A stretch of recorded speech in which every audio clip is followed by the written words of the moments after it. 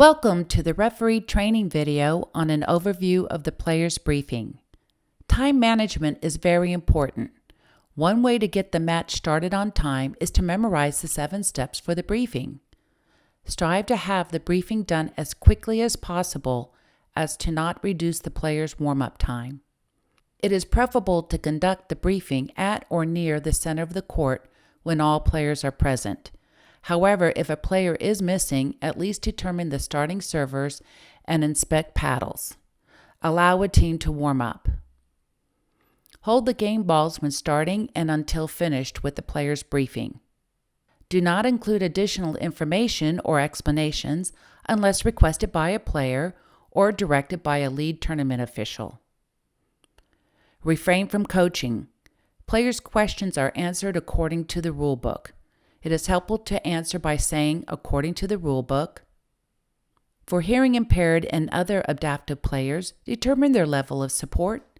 For example, using hand signals when calling the score. Hearing devices other than hearing aids are permitted during warm-up, timeouts, and between games, but not during the match.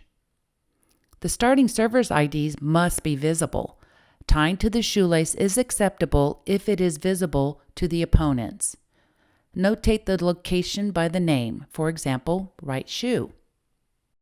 The starting server's partner is not permitted to wear a similar server ID in color and design, as this may cause confusion.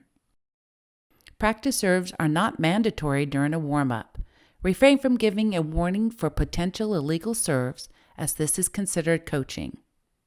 There are shorter versions of the player's briefing. A lead tournament official will advise when to use them and what to exclude. Finally, the player's briefing is the longest script to memorize. Time must be devoted to memorizing the 7 steps and saying them without hesitating. Hesitations can erode a player's confidence in a referee. This ends the player's briefing overview portion of this video series. Remember, practice makes perfect.